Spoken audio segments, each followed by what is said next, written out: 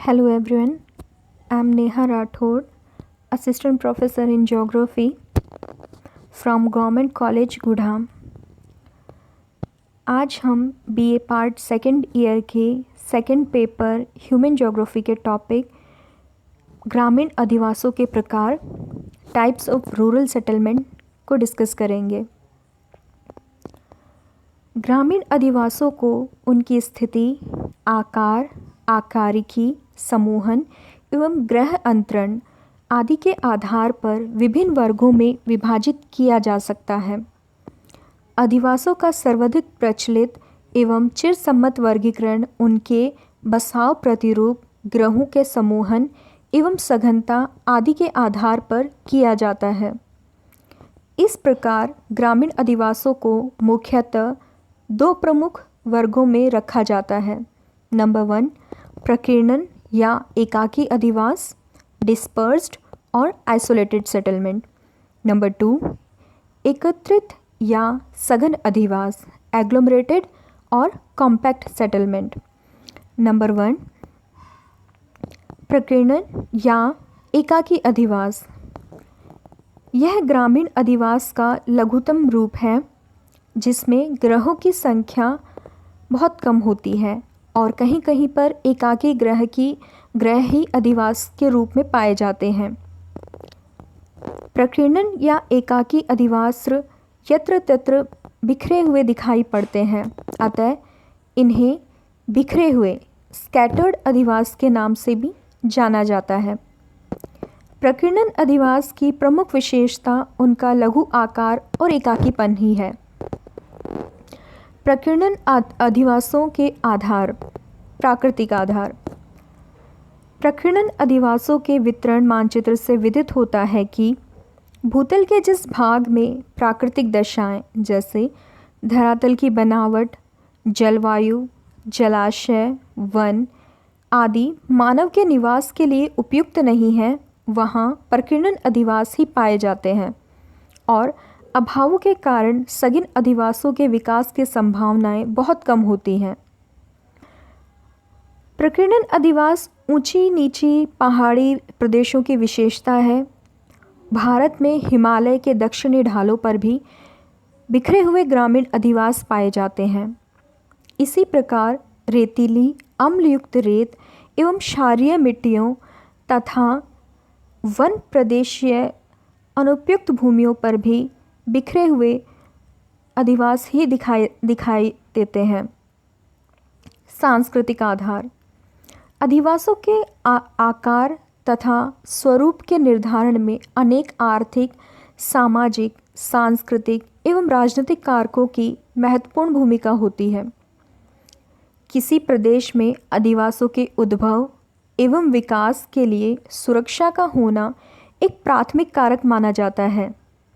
जिन प्रदेशों में हिंसक जंगली पशुओं, चोरों, लुटेरों तथा आक्रमणकारियों द्वारा मानव जीवन को खतरा बना रहता है, वहाँ प्राय प्रकीर्णन अधिवास नहीं विकसित होते, किंतु पूर्ण रूपेण सुरक्षित भूभागों पर प्रकीर्णन अधिवासों को प्रोत्साहन मिलता है। कुछ आर्थिक सामाजिक व्यवस्था भी प्रकीर्णन अधिवासों को प्रोत्साहित करती है। भूस्वामित्व तथा सामाजिक संगठन का उल्लेखनीय प्रभाव अधिवासों के आकार एवं प्रकृति के निर्धारण पर पड़ता है।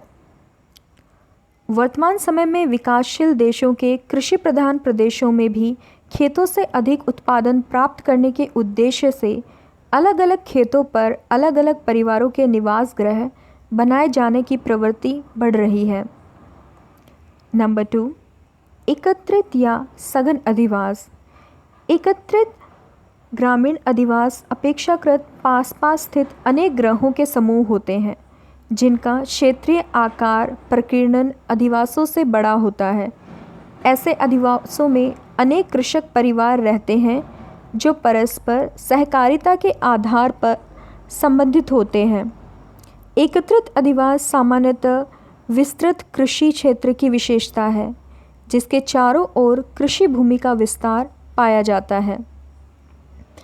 एकत्रित अधिवासों के उप प्रकार सघन या पुंजित ग्राम, कॉम्पैक्ट और क्लस्टर्ड विलेज, नंबर 2 संयुक्त ग्राम कंपोजिट विलेज, नंबर 3 अपखंडित ग्राम फ्रेगमेंटेड विलेज। सघन या पुंजित ग्राम, यह एकल केंद्रीय और सघन बसा हुआ ग्रामीण अधिवास होता है जिसमें ग्रह एक दूसरे से सटे हुए होते हैं और यह ग्रहपुंज होता है। पुंजित ग्राम के बाहर खेत, खलिहान, चारागाह, बगीचे, जलाशय आदि स्थित होते हैं, किंतु ग्रामों के बीच में प्राय खाली भूमि नहीं छोड़ी जाती। उत्तर भारत के विशाल मैदान में ऐसे ग्रामों की बहुलता पाई जाती है। नंबर 2 संयुक्त ग्राम, जब किसी सघन ग्राम के बाहर उसकी राजस्व सीमा के भीतर ही कुछ छोटे छोटे पूर्वे हैमलेट भी पाए जाते हैं जिन्हें मुख्य ग्राम का ही अंग माना जाता है, तब ऐसे ग्राम को संयुक्त ग्राम की संज्ञा दी जाती है। संयुक्त ग्राम को पूर्वायुक्त ग्राम हैमलेटेड विलेज भी कहते हैं। गंगा घाटी में ऐसे अधिवास बड़ी संख्या में देखे जा सकते हैं। नंबर 3 अपखंडित ग्राम, जब एक राजस्व ग्राम के अंतर्गत ग्रह एक दूसरे से अलग स्थित होते हैं और सभी मिलकर एक अधिवास का रूप प्रदान करते हैं, तब ऐसे ग्राम को अर्धसघन सेमी कॉम्पैक्ट या अपखंडित फ्रेगमेंटेड ग्राम कहा जाता है। यह प्रकीर्णन अधिवास और सघन अधिवास के मध्य की संक्रमण स्थिति को प्रकट करता है। एकत्रित अधिवासों के आधार, प्राकृतिक कारक, समतल एवं विस्तृत कृषि योग्य भूमि, उर्वर मिट्टी, भूमिगत अथवा धरातली जल को स्थायी जल स्रोत तथा उपयुक्त जलवायु ऐसे प्राकृतिक तत्व हैं जो सघन अधिवासों के विकास के लिए उपयुक्त आधार प्रस्तुत करते हैं। संसार के विभिन्न भागों में नदियों द्वारा निर्मित जलोढ़ मिट्टी वाले समतल मैदानी भागों तथा सागर तटीय मैदानों में प्राय सघन ग्रामीण अधिवास पाए जाते हैं। रेगिस्तानी भागों में जहाँ जल का प्राय अभाव पाया जाता है, जहाँ कहीं छोटा बड़ा जलाशय उपलब्ध होता है, वहाँ सामूहिक ग्राम बना लिए जाते हैं और वह भूभाग मरुधान बन जाता है। उर्वरक जलोढ़ मिट्टी, लावा द्वारा निर्मित काली मिट्टी और लोयस मिट्टी वाले प्रदेशों में सामान्यतः एकत्रित एवं सघन अधिवास उत्पन्न होते हैं, क्योंकि इन मिट्टियों में अधिक जनसंख्या के भरण पोषण के लिए कृषि उत्पादन प्रदान करने की पर्याप्त क्षमता विद्यमान होती है। ब सांस्कृतिक कारक, एक स्थान पर अधिक जनसंख्या के संकेंद्रण के लिए उपयुक्त आर्थिक संसाधन की उपलब्धता, सुरक्षा, सहकारिता की भावना तथा सामाजिक सांस्कृतिक संगठन आदि विविध मानवीय तथ्यों की सघन अधिवासों के विकास में महत्वपूर्ण भूमिका होती है। सामूहिक ग्राम्य जीवन में घनिष्ठ सामाजिक संबंध तथा आर्थिक आत्मनिर्भरता पाई जाती है और ग्रामवासियों के अधिकांश कार्य पारस्परिक सहयोग तथा सहकारिता के आधार पर आधारित होते हैं। खेतों की जुताई, फसलों की बुआई, निराई गुड़ाई, सिंचाई, फसलों की कटाई, मड़ाई आदि विविध कृषि कार्य ग्रामवासी परस्पर मिलजुल कर एक दूसरे की सहायता लेकर करते हैं, जिसके लिए उनका समूह में रहना एक आवश्यकता होती है। सुरक्षा की भावना की प्रबलता भी एकत्रित बस्तियों के विकास के लिए प्रेरित करती है। इस प्रकार ये सभी कारक एकत्रित अधिवासों के विकास के लिए जिम्मेदार होते हैं। धन्यवाद।